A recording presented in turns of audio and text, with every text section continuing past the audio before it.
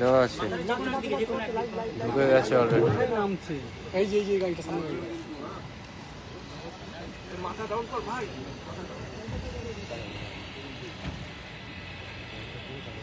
দেখো ঢুকে গেছে।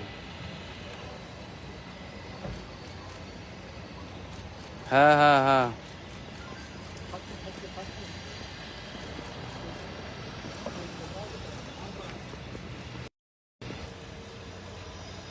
ওটা করতে করতে আবার রাত্রি হয়ে যাবে। তারপরে উত্তরকন্যায় ফিরবো।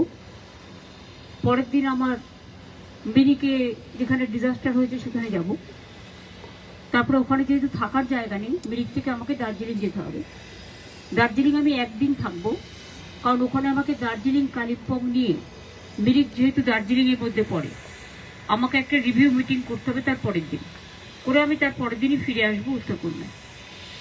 শুক্রবার দিন আমি কলকাতায় ফিরে আসবো, কারণ আমাকে ওখান থেকে ফিরতে ফিরতে রাত হয়ে যাবে। কলকাতায় ফিরে এসে আমার 5টা কালী পুজোর উদ্বোধন আছে, ওই কাজগুলো করব। বাদ বাকি আপনাদের একটা ইনফরমেশন দিই,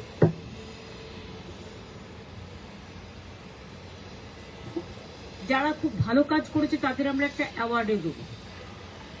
মানে সিভিল ডিফেন্স বলুন, আপনার ফায়ার ব্রিগেড বলুন, লোকাল বলুন, পুলিশ বলুন, হেলথ বলুন, তাদের একটা অ্যাওয়ার্ডও দেবে।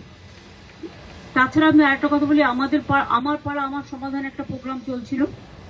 এটা ডিটেলস সিএসকে আমি বলেছি প্রেস রিলিজ করে দেওয়ার জন্য, কিন্তু আপনাদের জানাবার জন্য বলি, আমরা বলেছিলাম বুথ ওয়াইজে আমরা 10 লাখ টাকা করে দেব, অর্থাৎ 8,000 কোটি টাকার স্কিম আমরা নিয়েছিলাম।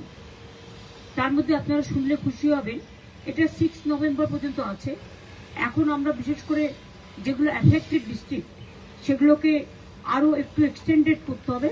তার কারণ হচ্ছে আধার কার্ডটা, তারপরে কাগজপত্র সবই নষ্ট হয়ে গেছে, সেগুলো তাদের করিয়ে দিতে হবে। এই প্রোগ্রাম ছাড়াও এখনো পর্যন্ত আমাদের টার্গেট আছে 31,700 ক্যাম্প করার বুথ ওয়াইজে। তার মধ্যে এখনো পর্যন্ত আমাদের কমপ্লিট হয়েছে 28,300 ক্যাম্প।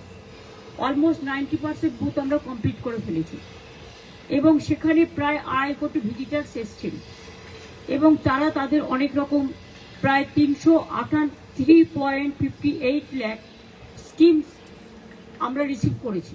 এর মধ্যে তার মধ্যে 2.84 lakh scheme has already been given, এবং